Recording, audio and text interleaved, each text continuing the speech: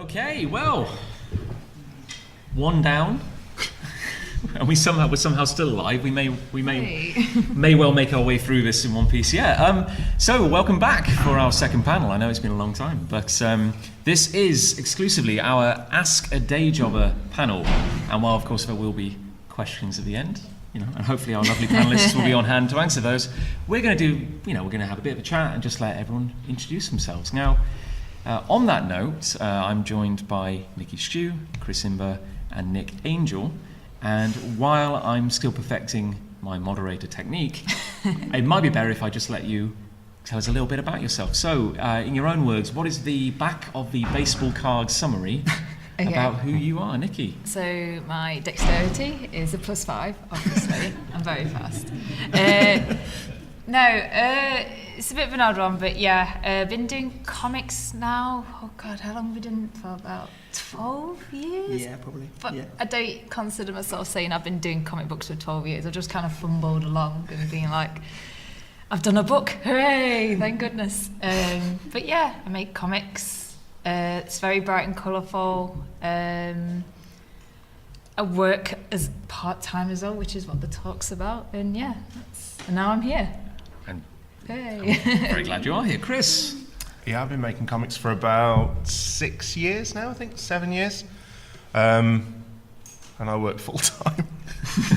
You're brave. Yeah, it's horrible. Yeah, and I guess, we all do it because we love what we do. But I've on a series called The Last Sheriff and a series called Operation Boom. I'm part of a studio called Reckless Hero. Cool. Yeah, I'm Nick. I've been making comics for about as long as Nikki. We went to uni together. We did illustration in Lincoln. We basically started up from the ground together. Yeah, it was very much a sort of co-inspirational thing. Like, I always looked up to Nikki. I thought her work was amazing, and I was starting out on a course, and I didn't really know that I wanted to get into comics.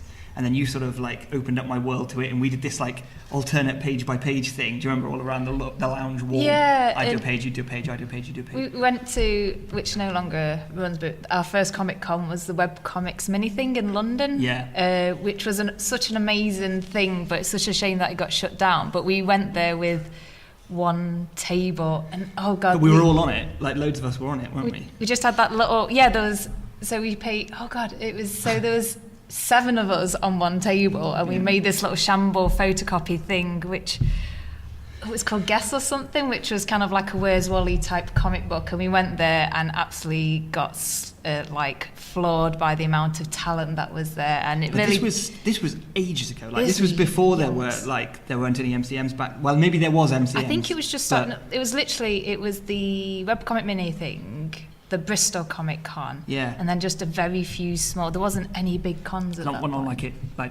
the variety we have to choose from today. Yeah. But yeah, no. Since then, I've just been drawing. I've been making comics. Sort of my own series. I've got 2 big series, 7 string, which is like a battle musical adventure comic, and I've got Catamaran, which is a very, very different, very silly sort of 4-panel gag strip. And also I've teamed up with Jon and Ali and Lucy, and we are Big Punch Studios, and we also make a quarterly magazine of comic stories as well. Now, Chris, I feel I should give you a bit more of a soapbox, because sadly you don't have a shared history. I was just pretending that I was about to say they were good times. We used to hang out. It was cool. Yeah, I was at their window. What? Pouring on the glass. Yeah. So I wanted to really ask you, and I think you've already touched on that, some of you, kind of like, how did this strange pathway into comics start for you? And Chris, like, what kind of led you into doing what you do now? I think you're going to hear it a lot, but early 80s. I was really upset earlier on when PJ said the mid 80s. Yeah, the early 80s. I had a friend at primary school, and he said, do you want some Thundercats comics? And I was really into the TV show. I was one of those proper 80s fad children who was Transformers, Thundercats, Teenage Mutant Ninja Turtles. And he said, do you want some Thundercats comics? So I said, yeah, I'd love some.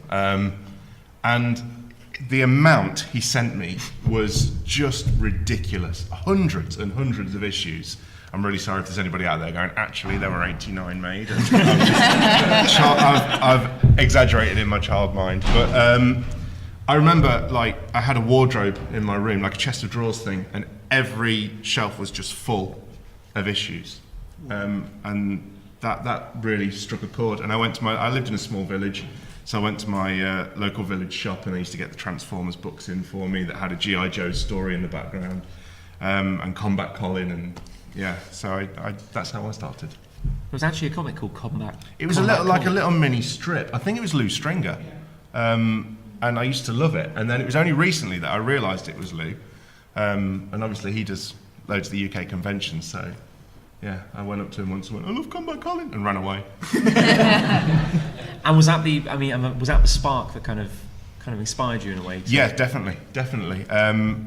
Obviously, seeing the stories that I'd seen on TV recreated in the books was incredible. But like we said earlier as well, the comics delved far deeper than the show ever could. And I got really into it. I think I actually learned to reading comics, because I remember coming across the word. This is really dull. I came across the word stomach, and I was like, Mum, look, his stomach hurts, and and things like that. And I remember literally learning to extend my vocabulary massively through comics. That is really weird, because I remember I was a massive fan of Sonic the Comic back in... oh wow, represent love for Sonic the Comic today.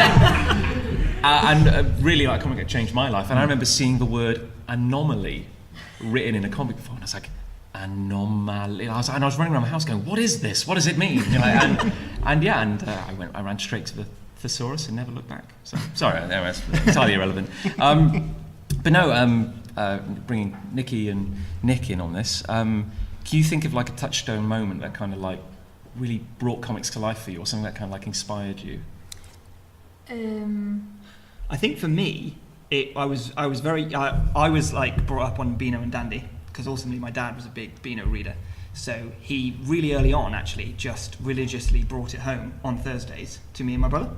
And we didn't really have a say in it. Kind of, it was just like, here you go. I was like, oh, okay, thanks, Dad. But after a while, it would become like, oh my God, Dad's coming home, he's bringing the Beano. And it was so, like, genuinely just so exciting to know that was coming and that there was going to be a whole lot of stories to read. And then not long after, and this was like, I was primary school, like maybe I was like 7, 8 years old. And so me and some of my friends at school who also read like the Beano and stuff, we made our own sort of comics magazine, and we had these massive plans, so ambitious. It was called Hot Gossip. I have no idea why. It's a really weird name in retrospect. And we each, so it was my mate Paul and my mate Charles. He was Paul the Puzzler, and he had a puzzle page. Charles was Charles the Champion because he did judo, so his comic was all about judo. And I was Nick the Trick because I really liked Roger the Dodger in the Beano. So I was just a practical joker, and I was just like ruining people's lives because that's funny. And we made one issue, and Paul had these bold claims. He was like, "Oh yeah, I know the local newsagent. He'll just give me sweets like for free. He'll just give me bags and bags of sweets." And I was like, "Really?" And he was like, "Yes, we could put sweets on the front of the issue. We can have like a free gift with the issue and everything." We're like, "Wow, this is amazing." And I think we maybe made one issue. We never photocopied it. We never like published it on any level. And there were never any sweets. That was an empty promise from Paul. He was a liar, actually. So yeah. And then that was the seed. That was like the idea of, because I think I put more effort in than Charles and Paul did, just because I'm great. And that was this realization that, oh my God, I can get like characters and drawings down, and this is really, really exciting. And it became something for me, and it wasn't so much for them, and I didn't really look back after that. So to go back to, we had this conversation yesterday, to go back to Sonic the Comic. Please do. Yeah. So when growing up, I didn't have this group of friends what Nick had. I was sort of like, comic books weren't necessarily considered for girls, so I was a little bit of a tomboy, but I religiously every 2 weeks got Sonic the Comic. My grandma used to go to the newsagents, buy it, and I just absolutely loved it. The artwork was fantastic, and sort of looking back on it, a lot of the stuff that I do, I've had so much influence in it without even realising. But it's really daft, sort of, to go back to the last conversation. I used to get Asterix and Tintin and have Sonic the Comic, but never considered them as comic books. They were just always sort of like amazing amazingly drawn sort of like illustrations that had characters that I really enjoyed in them. And then it was up until I was about 14 when I finally started venturing out of the village that I was born in and going to like Nottingham and going to like page 45 and picking up manga, where I used to absolutely adore getting Cardcaptor Sakura, but not because she was a girl having this like amazing time. It was a girl who was collecting all these badass cards with a magical wand, and I was just like, she is so cool, I really love her, and absolutely adored sort of like that sort of side of it. And then it wasn't like I used to draw them, but it was just only for me.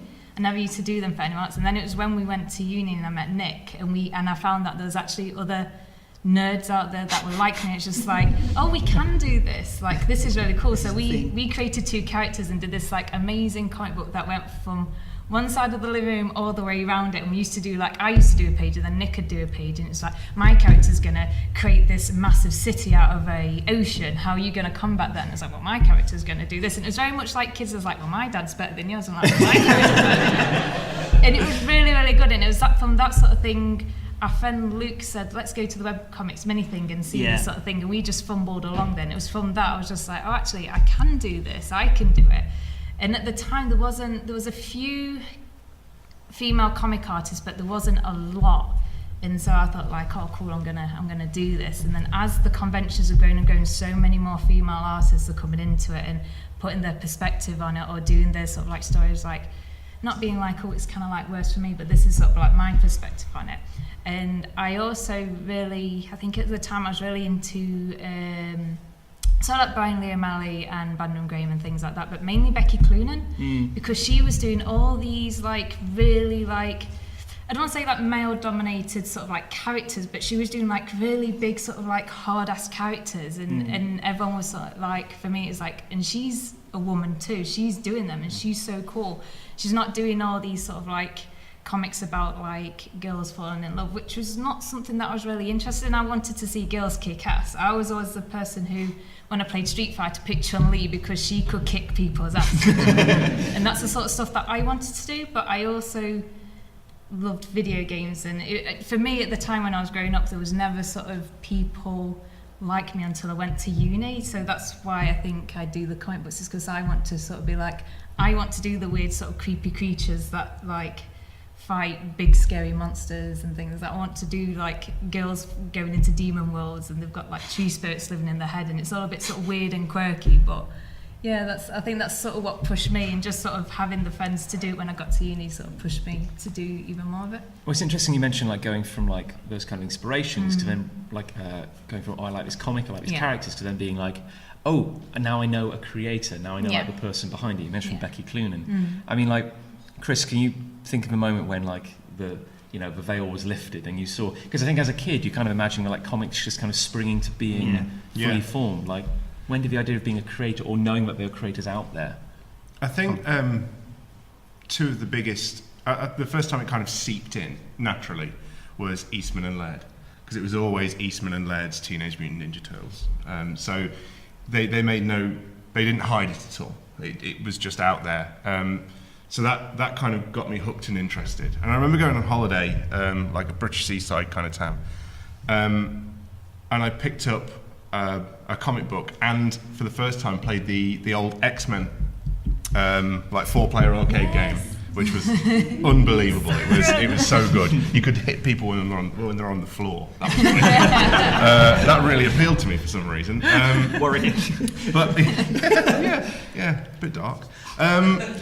But then I kind of, because I was so inspired by playing that video game, I remember the car journey on the way back, and I had this, it was my first US comic, so I was in the car like, I've got an American comic, it's American, it's smaller, but it's American. And I was looking through and I came across Jim Lee's name. And I had to know everything about Jim Lee, and I had to, I was always interested in trying to recreate comic panels from the old UK comics days, but there was something different about this. There was something more refined about it, something more dynamic about it. So I had to know more about it. And then, like you say, the video games kind of took over. I was really into Capcom games like Street Fighter, and their instruction booklets were always amazing. They were adorned with incredible artwork. So again, I had to find out more about the people who were creating this artwork. That led me on to artists like Chris Pacello. I think it was about 14, walking around my local town, and it was the first time a local shop had these imported comics in. It wasn't. I didn't grow up around a place that had a comic book shop, so I had to rely on newsagents who were willing to take a punt on things like that. And I came across Chris Pacello and Generation X, and it was like this. It was like a magic moment where this wasn't like Jim Lee. Jim Lee was always like a very serious comic book artist. His anatomy was spot on. His light and tone was bob on. It wasn't really like, there wasn't like a massive use of solid block blacks. It was all cross-hatched and all put together with such like exquisite detail. And when I came across Chris Pacello, it linked everything that I'd loved. So it had the old 80s cartoon feel. It had that video game vibe because it wasn't all like insanely detailed. It was still cartoony, which appealed to me, but these characters were doing more mature things than your comic books for children, and that just lit a rocket. And then I just thought, all right, I need to do this. I've got to do this.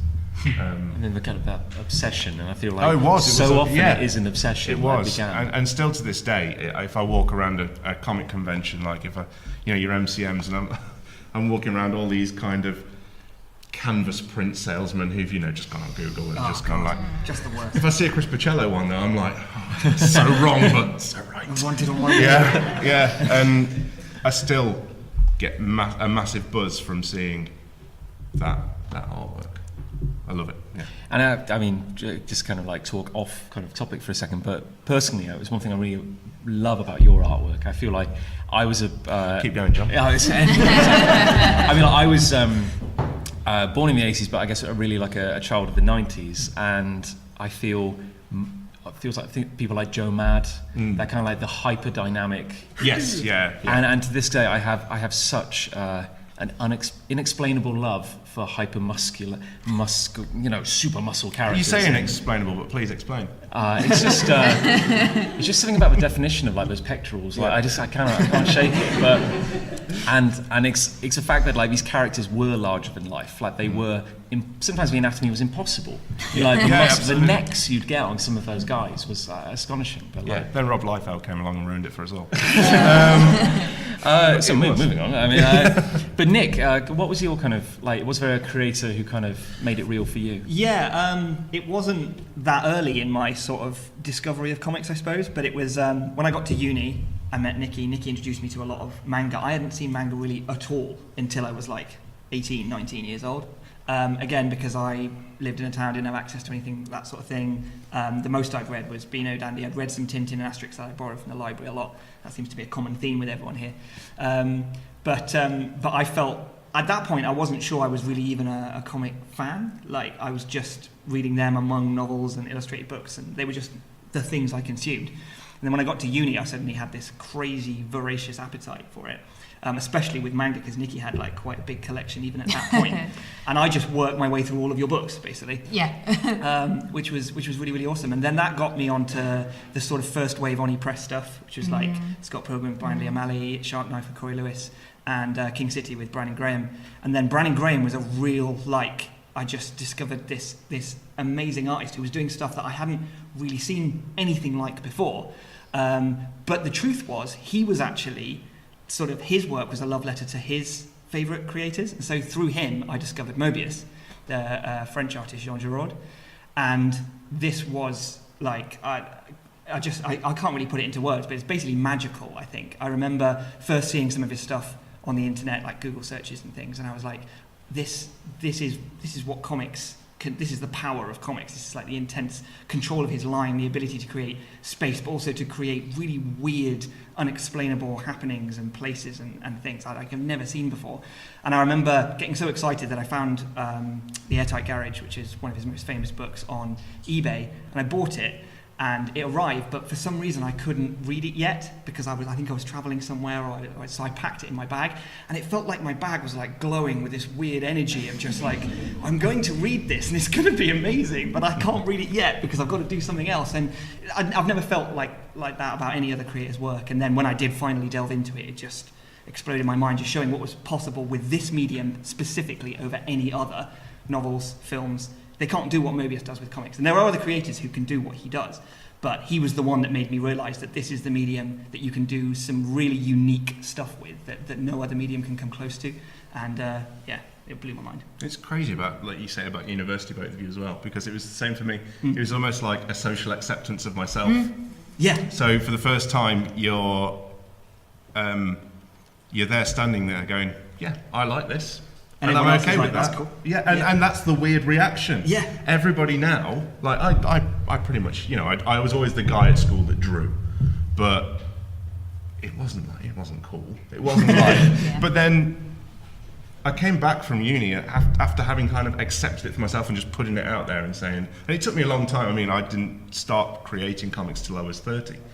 I know what you're thinking. Yeah, I know, I am 37. But when I finally put it out there, I was amazed that there were so many other of my friends who went, yeah, me too. I loved it too. We never spoke about it, we never talked about it, we never talked about the characters. Yeah. It seems like an opportunity lost because that social acceptance came later. It's bizarre, it was just humbling to hear the same story. Yeah, I'd always remember sort of like going to school, and school was always sort of like, in secondary school, it was always sort of like, I need to be accepted by everyone. I can't be one of sort of like the nerds because I'll get bullied for it or something like that. So there's always sort of like, almost like putting on a front at school. But then when I came home, I just used to come home, either play video games or sit in my room and draw. My mum always used to think I was a bit weird because it's just like, you're not going to come out your room, you've got to do other things in drawing. But I'm just like, drawing for me is just like, I can escape and almost like do what I needed to. But a lot of my friends didn't kind of understand. They wanted to sort of like go out clubbing and things like that, and I'm just like, nah, I don't like that, it's too noisy, too many people, blah blah blah. And then I went to uni, and it's just like, yeah, I really like video games. I've got like, I really like Final Fantasy and things like this. And everyone's like, I really like Final Fantasy too. And I'm just like, my God. Oh, thank God. I can be like accepted by people. As long as you don't go a step further and be like, yeah, I like shaving kittens too. No, but it was just sort of like, it was just really nice, and I could sort of become myself. And then like, and you always get the sort of anxieties when you're being a teenager. It's just like, oh, like I don't know who I am and I don't know what I want to do and all this sort of stuff. And then as sort of time's gone on, I've literally, and sorry about this one, but I literally don't give a shit anymore. It's like, I want to be me. I want to be like, wear brightly coloured things. I want to do comic books about monsters that have 5 eyes and that can like blow up like cities and things like that. Like, I love Godzilla. I love, like, he's so cool. He's like really cool. It's like, no, you're not supposed to like Godzilla. Godzilla's the bad guy. I'm just like, you don't understand. He's got pains too. You don't understand about this. But yeah, it's like just knowing that there's other people out there, and that's what going to the conventions is. It's like, oh, you like this sort of thing too. You like, I think I got a print off of a girl, can't remember what her name is, but she did a print of Godzilla and he had a little flower crown on, and just like, do you understand that Godzilla is really cute? I think it's one of the things I've always found like incredibly refreshing and I guess eye-opening in a way about the comic village is when you go around, it's not just that you're seeing a creator or you're seeing a book you like, you're seeing the two together. And sometimes it's so weird to see, like, to look at this book and think, not only does this exist, it exists because of you. And in a weird way, it's like this crazy reflection of who you are, brought onto the page. And like, only you could have done that. Like, only, no one else would have made it quite that way. I've had a lot of feedback off people who kind of know me when they read my comic books, and it's like, this is just an extension of you. And it's like, it really wasn't meant to be, but it is kind of almost like these characters are little aspects of me, and maybe they've got my worries that I don't even know. But again, it's sort of a way that I can sort of not vent out, but put in my thoughts without even realising it. And again, that's very stressful even as well, which is quite nice. Well, just bringing it into, I guess, kind of like the present day. Now, obviously, the point of this panel is, and as you've introduced yourselves, we know you all have day jobs. To I guess, kind of step away from the magic of comics for a minute, would you mind telling us a little bit about your day jobs and what you actually kind of do 9 to 5? Well, I won't go first because I just spoke, so you guys can go. Shall I go first? Yeah. We'll go this way. Okay. So I'm a graphic designer by day for an advertising agency. It's kind of good in a way because it is creative, but I got into it off the back of my because I did illustration obviously at uni, and for ages I was a freelance illustrator with like part-time jobs to support it, and then I made the decision, mainly because money was super tight doing that I should probably go for a full-time job, and I was really wary and conscious of doing it because I was afraid of taking away time on my drawing and the comics and everything, and also I was afraid of not only taking time away but taking energy away as well. So I would think, oh well, I'll still have my evenings, I'll still have my weekends, but of course I've also done a full week of work, and so I was really worried that I wouldn't actually have the space in me. So I thought it'd be really good to go for a creative job because maybe the sort of inspiration and everything would keep flowing. But I essentially entered into graphic design without any, it was really lucky I got the job really, no qualifications, no real true understanding of how different it is as a discipline from what I thought was quite transferable with illustration and the drawing stuff that I'd done, and learned it on the job, and have been at the same company since then for quite a while now, a few years, and I love it. It's like a completely different arm of me, and I actually use it a lot with the comics as well, like laying out books, designing like logos and brands for stories, and branding other things as well, like designing logos for some of the Big Punch stuff we do. So it has been a major benefit, and I understand print and all sorts of other stuff like on a way higher level than I ever did before when I was making books. So I do really like it, and it's certainly not where I was expecting to end up, because when we were on the illustration course, we would sort of butt heads with the graphic design guys. It was like it was like the war that we had across the studio. They were the lads, weren't they? They were proper like, "Ooh, ladsy." Can you draw this for me? And we were very much like, "But I'm drawing a shark, so shut up." We would always say that they weren't at all creative, and they would say, well, you're just chaotic, you don't have any rules or anything, which is probably true. But yeah, so it's really weird that I found myself ended up in graphic design, but it works alongside the comics quite nicely, actually. I'm a primary school teacher. I teach. So you're actually contributing to society. Oh, I see. We actively discourage graphic design. Far too liberal. I teach 11-year-olds just before they go to secondary school. And it's, like you said, your job is kind of complementary to what you do. Mine's really not. It's a very, very strange life. We worked out once, my wife is also a primary school teacher, and we worked out once, if you factor in weekends, we're about 4 weeks off, having half the year off. It really doesn't feel like it. In my 9 to 5, it tends to be, you wake up 6. We have 3 small children as well, so we have to get them all ready. So we wake up about 6 o'clock. You're in work for around about 7:30, 8 o'clock. You work through your break time. You work through your lunch time. You work until about 5:30, 6 o'clock. You go home and you work. Then you work a little bit more, and then you go to bed about 11 o'clock, and you get up and you work again. And then on Saturday, you have a lovely day off that goes far too quickly. And on Sunday, you prep the next week, and you work. Then you have a week-long holiday where you work 2 days of it. It seems like the dream job, and everybody kind of goes, oh, it must be so nice. It's horrific. It really is horrific. I love working with the children. I think that's absolutely amazing. That's why everybody who does it goes into it, I think. But it's very, very, very time consuming, or at least it was. I make no bones about it, I don't hide it. When I was 30, I just turned 30, and it just got too much, and I had a crazy, crazy mental breakdown. And at the time I was father to 2 very, very young dependent children. Schoolwork was crazy. I was doing very well at it, and it's one of those jobs that the better that you do, the more they heap on. I mean, I'm sure every job is like that. The better you do, the more they heap on you. your management material, you need to go on this course and this course. I was on a course that I had to log 90 hours just like on the computer at home. Jeez. In order to get a qualification that meant absolutely nothing. And then it kind of snapped. I was playing in bands at the time, and I went from being a very, very extrovert person, as somebody who loved being on stage, loved being in people's faces, to all of a sudden, like, just don't look at me. And that's really hard for friends and family to understand, because you've gone from being look at me, to I can't stand this, I hate it. And so my friends, a great group of friends, kind of pieced me back together slowly. I fell back in love with drawing. I'd always loved drawing, but I'd kind of left it on the back burner.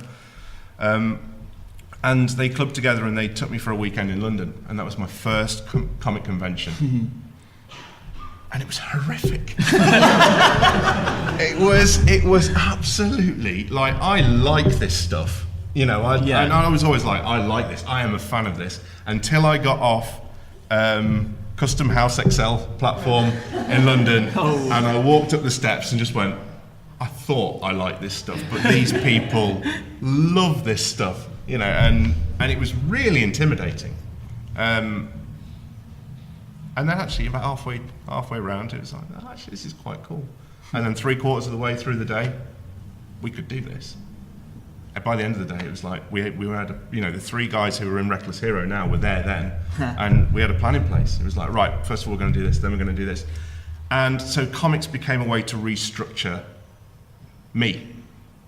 And I think now I say that it's a crazy time-consuming job. It still is. But I'm like, no, I want to do this, so I'm going to make time for it. Nice. And so I do as much work as I can. I work through my lunch break, I work through my break. I do as much work as I can at work. And when I leave work, you know, there's obviously going to be times when there's odds and ends. You get that lovely Ofsted phone call saying they're coming in and everything gets dropped. But I do as little as I can at home, because that's comic time. I sit around the table at work and people are saying, oh, have you watched this on Netflix? Have you done this? Have you watched this? It's like, no, because I'm literally always got a pad on my knee. I'm always drawing. My wife's managed to make it through like 14 series of Grey's Anatomy in like the last 3 months, because that's it. You know, kids go to bed, read them a bedtime story, go straight into my studio, which my wife's really angry that I've got because I take everything downstairs still, and go and sit in the lounge chatting with her and drawing. And that's, you know, but that's that kind of TV time and that wasted time, and that's become my sacrifice. So that's gone. So I'm always still working, but I spend half my time working on something I absolutely love. And Nikki, what's your current work situation? Okay. Basically I work in the boring retail job, so it's very much customer facing. You go in and again sort of almost like put on another persona. Like I go in, sign in, clock in, do my job, then come home and literally come and do the comics. So whenever, similar point to yours, it's like when people say like, oh, have you done this? Have you done this? Do you want to come out? And I'm just like, no, because I have another thing that I need to do, and you don't. And it's really hard trying to explain to normal people, sort of Muggles. Yeah, essentially they work there full time and they go home and they'll have the Netflix time or the chill time or go out drinking and things like that. And it's literally, I come home, I take my bag off, and then I'll go and do illustration work or comic book work. I used to work full time, but because of mental health issues, I've had to sort of take a step back and go work part time, which has been as sucky as it is, as I don't have the money in order to do things that I would like to do, like getting books published. For me, it's almost like I'm a lot more happier now doing part-time and doing the comic book stuff, where I can have almost kind of like a little break in between for myself. But juggling it, if someone says that they can do it, I'm just like, how do you do it? Because I still think I'm at the process now where it's just like, how do you balance everything?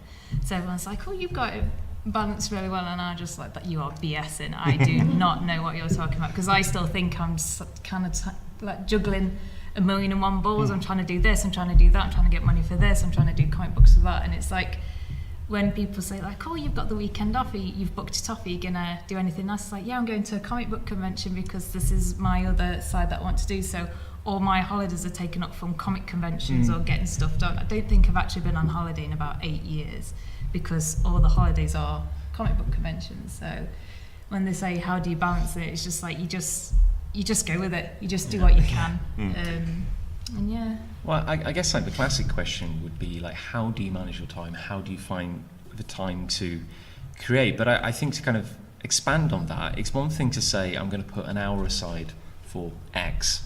It's another thing to say I'm going to put an hour aside where my brain has to be functioning really on point because I'm trying to create something. Like there's certain tasks which maybe you can zone out, you can have some music on, watch a thing, but it's like, how after a long day do you not only find the time but also find the mental energy to create something amazing? How do you do that? That's a really significant point, because it's not a question of, I've got a 4-hour window so I can do 4 hours worth of comics work in that time. It doesn't work like that at all, because you could be in a day or a week or a month even where you can't do anything.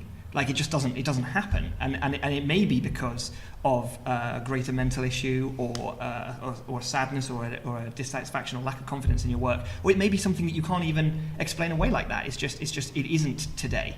It's not comics now, like none. Like my language, for example, it just shuts down and nothing comes out. But it's not even like sometimes you sit down and go, and it doesn't happen. It's almost further back than that. You're like, I know it's not going to be today. Like I know it's not going to work today. Yeah, definitely. And that's a real challenge, because it's either then do you force your way through it and make something that you look back on 2 days later and go, well, that was garbage, or do you find a way that you can do little bits and bobs, maybe do some lettering or something that maybe is a little less creative, or potentially some colouring of some other pages, because the actual genesis of panels and ideas and characters and storylines and stuff, that's not today. So yeah, no, you're absolutely right. It's not as clean cut as I can do 2 hours a day. It doesn't work like that at all. Yeah, I'm getting used to that. exactly the same. Especially like in the recent heat. I don't know whether anybody's noticed, but it's been balls hot. So you get home from... This hot. Is there a room we can go to? I'll melt your face, man. Right. It really is that kind of thing where sometimes you do get home from work and for whatever reason you are drained, you're shattered. Maybe you've thought, I'll treat myself, I'll have a night off, I'll do... I mean, you know, I want to spend time with my wife and things like that, so I will kind of say I'm not doing it tonight. But there are times when you fully intend to, and then you walk in and you go, no, it's just not going to happen. And I don't think that's a weakness. I don't think that's not a laziness. That's self-preservation in a way. It's looking after yourself, because it's your body basically saying, no, you've had enough today. Just put your feet up on the sofa. You're done. Yeah. I think I've had this conversation with so many people, and especially when you sort of like in the past sort of 5 years, I've been a lot more accepting of sort of like mental health issues and things like that. But it is almost like it's two jobs in a sense, where it's just like I've got to do this. When you say 9 to 5, no, it's like 8 o'clock in the morning till 10 o'clock at night, retail job, where I could do any sort of shift. So I don't have the structure where I can sort of like plan anything. So it's like one shift I'll be working. I could be working 9 till 5 as a normal one, but then I could be working 1 till 10 o'clock at night, and I get home, and by the time I've got home, it's 11 o'clock at night, but you're still wired from this sort of other day job. So then you have to have your come down time, and then I'll have a day off.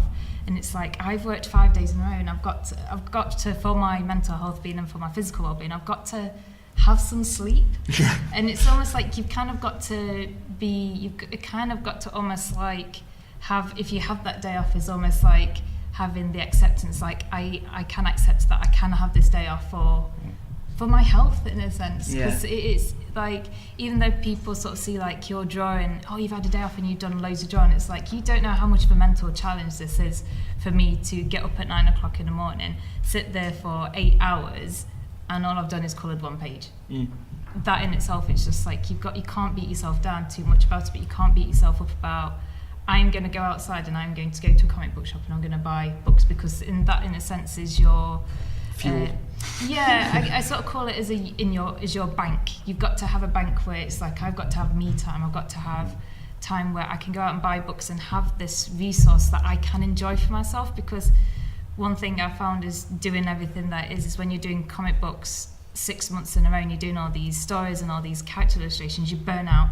and then you lose the love for the comic book. So you need to have that almost day to say like, cool, I'm going to watch YouTube videos of 90s intros from cartoons, because look at how amazing it is. Look at how they've done this action scene, or look at how like a lot of the cartoons like Steven Universe and Adventure Time is something that I always hark back to. But they're the people who are us, who have the love and the passion, and you can see the love and the passion come through.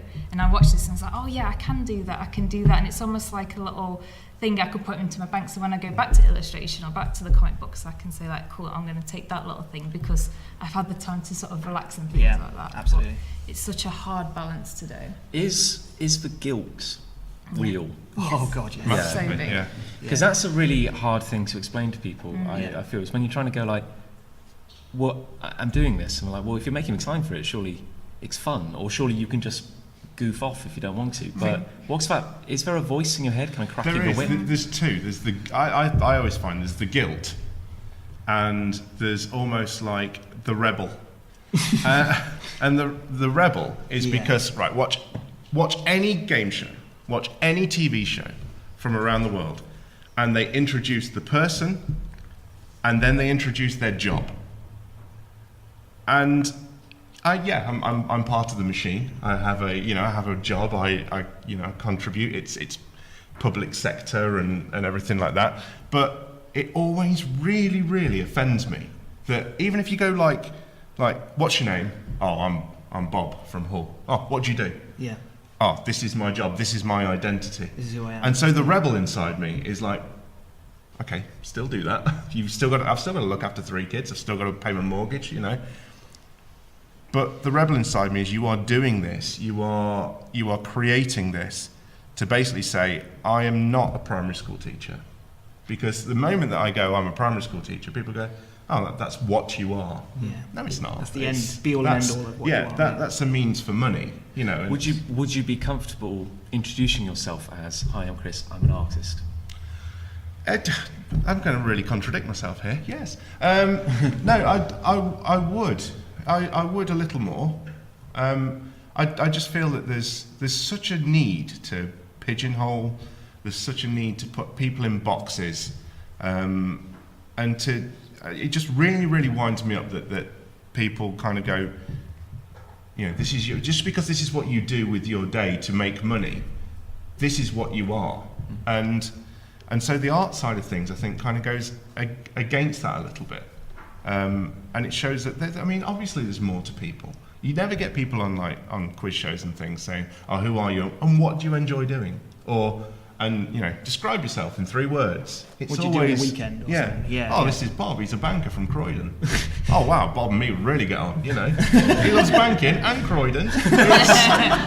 It's just a bit, we really are in a society that has got down to that, who are you and how do you contribute?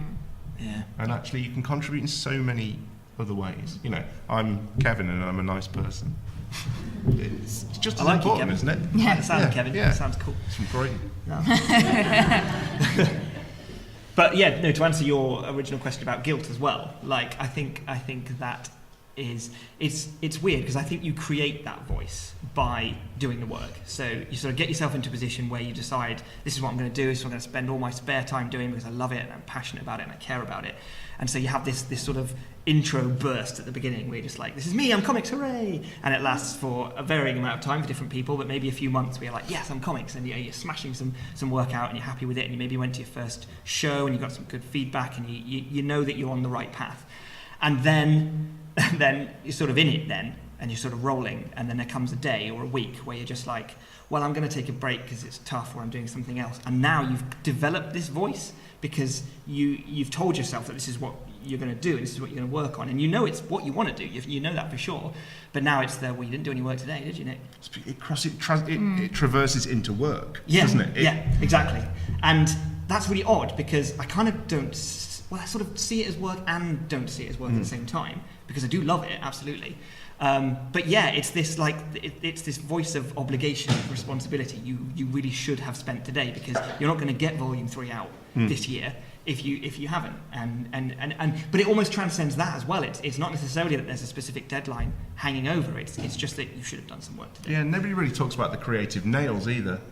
Like, everybody's had that. I'm sure like lots of people have had that idea anyway, where you know, you're either in bed or you're on the sofa and that idea bursts in. Yeah. It is the most exciting thing in the world because it could go here, it could go here, it could go anywhere. You see it massively in your head. You see yourself in a movie theatre with everybody applauding you, going, "Whoa, that was nobody had that idea before." But then you have to make commitments to plot. You have to make commitments to character, and every time you knock a nail in that creativity, and before you know it, it's so structured, as it has to be. You know, an arc, a story is so structured that actually then you hit the laborious bit. Right, the creativity, the enjoyment side of creating is actually done. It's down on the paper. Now I've got to create it in a different way. I've got to actualize this idea. And all of that fun and all of that imagination and that freedom, it's not sucked out of it. It definitely isn't sucked out of it. It's still an enjoyable journey. It's sort of brought to base level then, isn't it? And I think that's where you find that a lot of people drop off, because they've got this idea, they've nailed it down, and then it comes to the grind and they're like, it's not fun anymore. Yeah. And I think it's also as well, one thing that I learnt very quickly, and I know the other guys touched on it a little bit, is like how long it takes as well. Yeah. Like I when people come up to me and say like, oh, how long does it take you to do this book? And like, Volume 1 took me nearly a year to do while I was working a job, and they're just like, oh. And I'm like, yeah, because not only you've got to write it, you've got to pencil it, you've got to ink it, you've got to colour it, you've got to do everything. But then they say things like, oh, so that was every minute you weren't in your day job, you were working on it for a year. It's like, well, yes and no. Like, I wasn't drawing solidly for a year and doing nothing else but drawing, and I didn't even eat, and I somehow survived with a drip, you know. It wasn't like that. But equally, because we've talked about how there are days when it doesn't come, and then there are other days which are like thinking and imagining and plotting and come, you know, like you in the shower and you're like, oh my God, they could say that at that moment. That would be amazing. That would twist the whole moment around or whatever. It's all of that. The process took a year, took 2 years, took 5 years to make the book, and it couldn't be any shorter. But equally, I did also watch Stranger Things in that time as well. So back off. It's interesting, like, do you find, and I think we have this idea about making it, we have this idea about kind of when have you made it in comics or art or anything creative, and I do feel, and I say this speaking as someone who has a day job himself, there is the belief that the moment you're living off your artwork, you've made it. Do you feel that's something you've come up against? And do you feel when you're introducing yourself to other creatives, is it ever awkward to mention you have a day job? I think the perception is that we haven't. I certainly at like conventions and things, when people come up to your table, I think the perception is that I had a dad who I was properly disgusted with, but he said, right, can you do you do this full time? He just came up and pointed at me and said, do you do this full time? I said, well, actually, no. You know, I have a job as well. Turned around to his son and went, see, you can't make a living off this. Well, you tell him you can't make a living off this. Whoa. And I thought, I'd love to be in a position where I went, you know, you can. And I did say, I said, well, actually, you can be very, very successful at it. Yeah. It's a spectrum. And I'm sure, like you two, I consider myself to have had a relative amount of success. Yeah. I agree with what was said earlier as well about platforms. You know, you get to one stage and then you think, right, next I'd like to do that. But that word success is crazy, because I get to talk to a lot of like my heroes on social media and things. I mean, some are very, very good at answering back. Chris Pacello in particular, he's given me advice and emails, and I you know, it's amazing. But there are creators out there who, Ray Dillon springs to mind, whose wife Renee DeLiz did the new Wonder Woman and The Last Unicorn, Womanthology. But I was talking to him quite heavily for a while, and he had to do what he was doing to pay his bills, and he was jealous of the fact that I got to make my creator-owned books. So he saw success as the fact that I got to do what I wanted to do, and I saw success as the fact that he gets to whack a big DC logo next to his name. And it's just bizarre that what's success? Success is what you haven't got and what you want to do. Yeah. I was going to elaborate on that. I think it's whoever you talk to, it's different things for different people. And success for me some days is me getting out of bed and sitting at a computer and doing an illustration. And that's a little success for me. And everyone says like, oh, but you're not successful because you're not DC Marvel. And it's like, as much as I love DC and Marvel, I don't think my work would accommodate what they're wanting, because my style is just so aloof compared to sort of like the standard of what you compare to it. And I think the one thing that I struggle with is when you're sat with a bunch of your other friends and they've got their like I've got friends who sort of work for Image, and it's gut wrenching when you sit next to them and say, I'm doing my comic, but it's like, yeah, I get to do all these comics for Image, and I'm just like, I want to be where you want to be. I want to be doing that full time and living off of it. But then I also sort of see the slight downside of when you're a full-time illustrator working from home, they don't get out and they don't get to talk to people and they're not getting experiences. So for me, success, what I could take away from that is that I'm going out and yes, I'm doing a retail job, but I'm getting some experiences of, for me, talking to what I, again, consider the normal people. It's that I'm getting out and I'm talking to people and I'm not sat at home, because if I was sat at home doing all my illustration stuff, I would probably not be here because I'll be beating myself up so much. And I can see what they're struggling with as well, is that they don't get to have the social aspect of it, or they don't get to talk to people, which when they come to conventions, they just say, oh, it's just so nice to see people. And I'm just like, oh, for me, I get to see people every day. So that's a nice thing that I take away from the retail job. And if someone was to say, would you do it full time? I was like, I probably would, but I would probably maybe volunteer to go to a cat shelter or go to a charity shop, because it's taken me away from that computer, for even if it's just for a day, where I get to sort of socialise and just talk to normal people. And a lot of people aren't nice, and it's a terrifying world out there, but it's getting me doing something that I wouldn't normally do. And so I always sort of take that away as a little success. But then there's also the part of me that beats myself up saying, well, if you said to yourself if you looked back when you just started doing comics, you wanted to be really successful, and you're not there yet, so why aren't you there yet? And it's always a constant battle that when people say, are you successful? And it's just like, what do you consider success and what do I consider success? And no, I'm not there, but I've also have to take away of everything else that's gone off in my life and count the little successes as almost like as an achievement in itself. And Nick, it's interesting for you because you've, in a way, come the other way. As you mentioned earlier, going from being full-time freelance to having a day job. Yeah. I mean, the reason I did that was for exactly what you were saying about how people introduce themselves.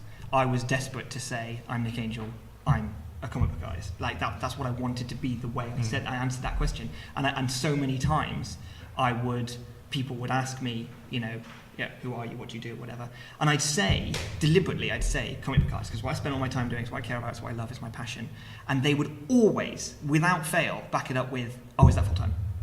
Because there is this idea that, like you were saying with the guy at your table, like there is this perception that you can't, like, and that the 1% or the 0.1% achieve it. And so, I'm not a liar. I would then go, well, no, I'm not. And at that point, I was a science technician at a private school, so I was like, that's what I am. And then they'd ask me about that. Every time, aside from the fact that I would have thought that a comic book artist was more interesting to talk about than, but they don't have any something touchstones. They can identify exactly. with, It's like, what's it like? Do you wash up beakers and stuff? I'm like, yeah, let's talk about beakers. Yeah, cool. But yeah, so that was such a major thing for me. Is like, I need to be full time on this, and that way, when they say, "Are you full time?" I can go, "Yes, I am." Actually. But then, like, my whole perception changed when I wanted like a better quality of life, and I realised I was chasing this dream at the expense of myself. I couldn't afford like rent. I moved back in with my parents despite having moved out. So yeah, my life sort of went sort of the wrong way in that respect.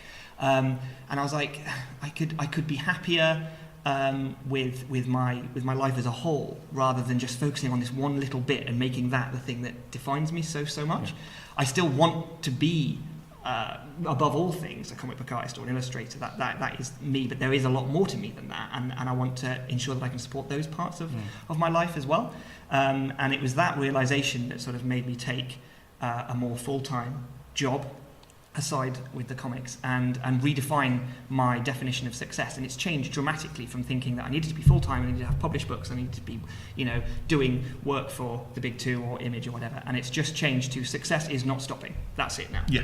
Like for me, I will always be successful every day as long as I draw. And that means that I don't have to adapt or adjust or change my goals because I'm never going to meet them in a way. I will only fail if I stop. Truly, I will. Yes, I could see greater success by continuing and maybe getting a big break and someone noticing, whatever. But the true day-to-day feeling of success inside myself comes from just doing it. It's interesting, isn't it, how other people view success on your behalf. Yeah. It's like you said, exactly. You could have sat at that convention table and gone, yeah, I am a comic book artist, full time. Yeah, you're drawing Batman. There's always that. There's another that thing. next. Yeah, I am actually. Oh, yeah. Did you draw that story? No. God. Yeah. Where will I have seen your work? No. Where else? It's that always. They want to. Has it been one-up you. converted to a TV show? They want to one up you because I truly believe that people want 6 degrees of separation. They want to kind of stand there and go, well, at the weekend we went to this comic convention, I talked to this guy, he's drawn Batman. And immediately people can relate and go, whoa, it's drawn Batman, that's, it's amazing. Be a big deal. Yeah. Whereas it's so special when you meet those people who are just happy that you are the creator of what is in front of them. Yeah, that's really cool. That is the most magical feeling. And kind of going back to, again, sort of like the last group as well, is like when you get those little kids, like I've had little kids come up to me and they're just like, they bought a sketchbook what I've done and I'm like, oh cool, yeah, and they're like, oh, I love the monsters in it, I love the creatures. I'm like, yeah, cool. And then they come back next year and it's like, I have not put that book down, I use it all the time for reference. So cool. Do you have another one? I'm like, yes.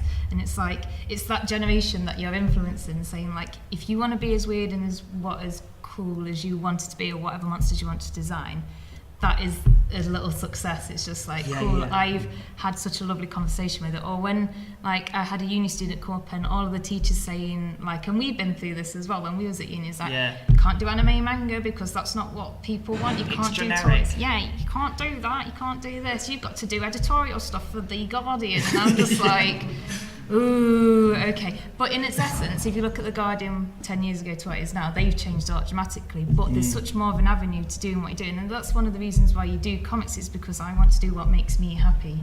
And it's when that audience comes, it's like, I love your weird five-eyed monster. I'm just like, really? And it's like, because that's on your terms, isn't it? Yeah. They like it on your terms. They're not expecting you to have drawn Batman. Yeah, exactly. When you get those ones, it's like when you talk to them, like, oh yeah, thank you, but then you go home and you're just like, I'm so happy about this, I'm gonna cry about it. It's cool. Yeah. But it's that in a sense is that it kind of grounds you against being like, this is why I do comics, this is the success that I want. And I'll go and talk to Barry and Norman on my day job and they come up to me and they start complaining about stuff and I'm just like, oh yeah, okay. And it's just like, cool, I'm going to do my comics, this is what I'm going to do. Well, I'll tell you what, can we open it up to the room if there's any questions that we'd like to throw to our day jobbers? I'll tell you what, Sam at the back. Chris, like a few of us here, you're also a parent, so you've got the day job and then when you get home, the kids have to take priority, of course, and they're not always agreeable concepts like bedtime.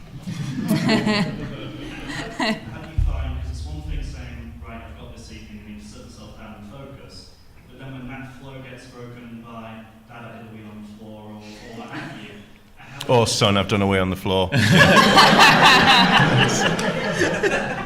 So I think for those who are parents, how do you balance being the parent alongside the art? I am very lucky in the fact that my children, bedtime, I am one of those parents who's extremely lucky that their kids go to sleep.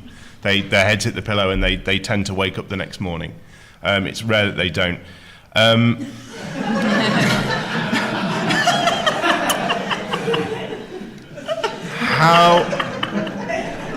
However,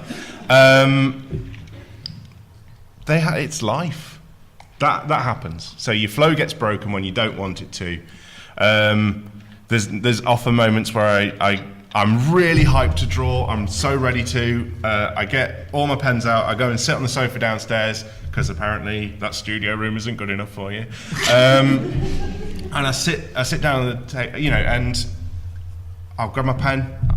Like I say, really focused. Are you drawing again, are you? No. No, I'm not.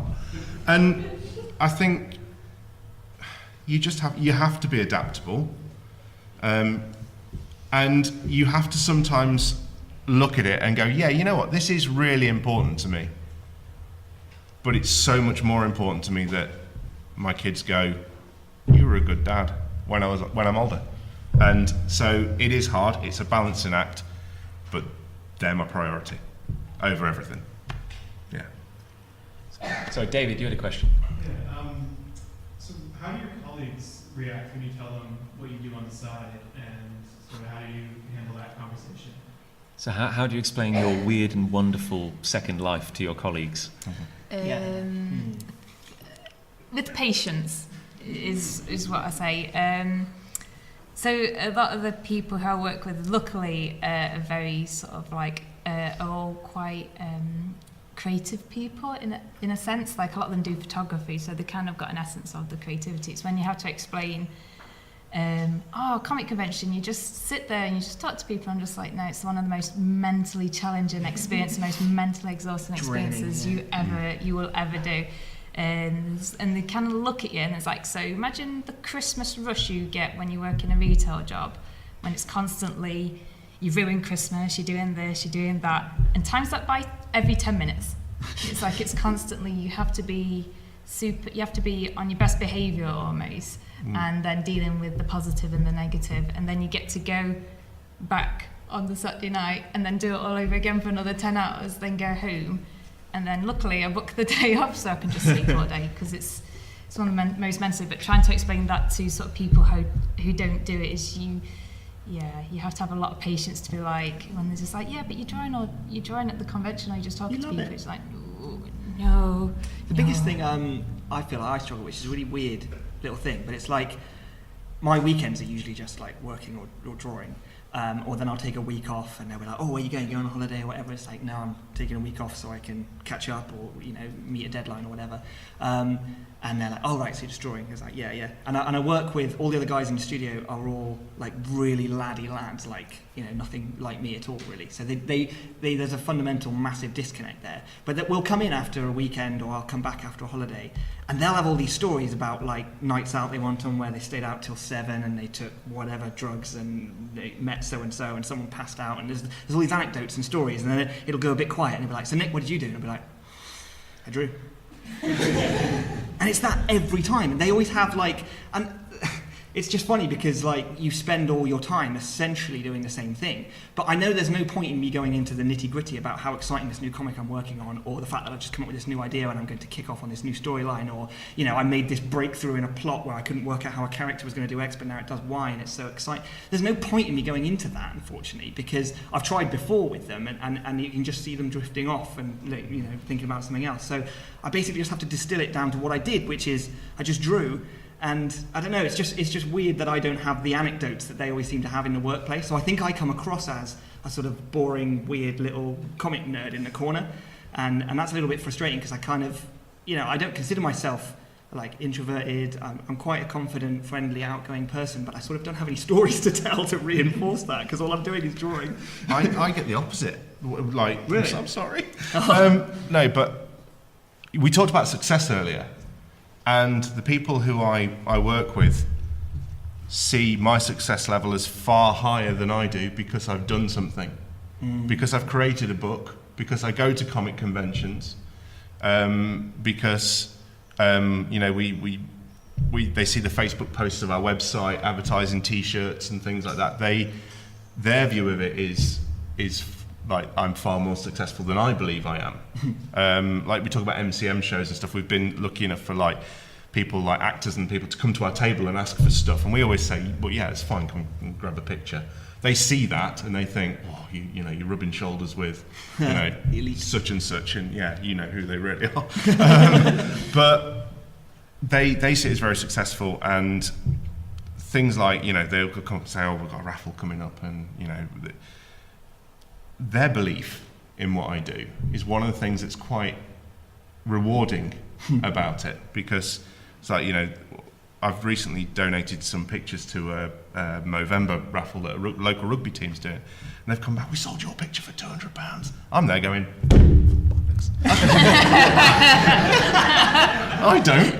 But it's like, but that belief in it is lovely to have. So they're really supportive of it. It's not, like I say, you go through years of secondary school thinking, it's almost like people are walking around like ring raids from Lord of the Rings trying to sniff out people who like comics and things like that so they can deck them. And then all of a sudden it's out there and they think it's magical. So I get a lot of support from them, and there's been more than one occasion where my head teacher's walked into my classroom and I've just been drawing, and he's just like, I've thought, they're fine, they're reading. But they're like, oh sorry, was that how do your students feel about your... They adore it. But they rinse me for pictures all the time. So you are pretty much like cool Mr. Imber. Like, but you wouldn't think it, would you? Because you'd kind of think like there are certain things that kids hold in esteem. Like you're a Pokemon champion. Yes, I am. I'd imagine though, like there must be something rewarding for those children to see an adult who is doing that, like who is bringing these incredible things which they'd only see in like cartoons or on the books in front of them. It must be. I've in the school I've kind of like saying it's a primary school, but we've now got a unit of art that's comic art. We've got units that are like illustration. So I like to think that I've kind of made an influence that way, and said, we don't have to sit in front of a Van Gogh painting. There's a place for that.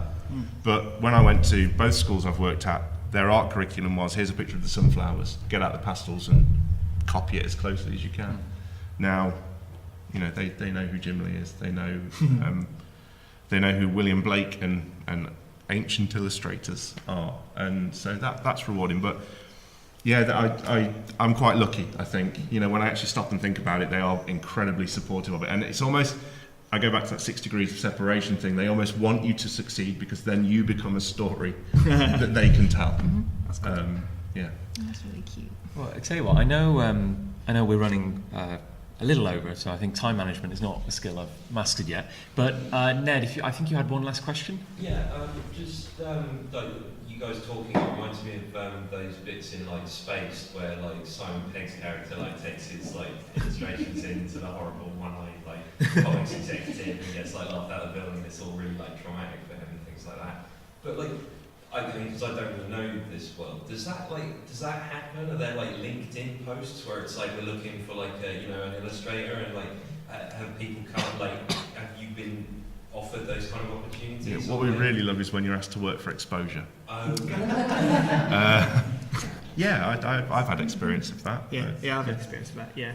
And when you see those, are you like, I've got to go for that, or are you like? See, that's really good. It used to be everything. So my personal projects would be pushed clean aside because this is the big break now. I do that work, I break my back for it, I get paid tuppence for it, and it didn't go anywhere. Oh, there's another one. Oh, this is the one then.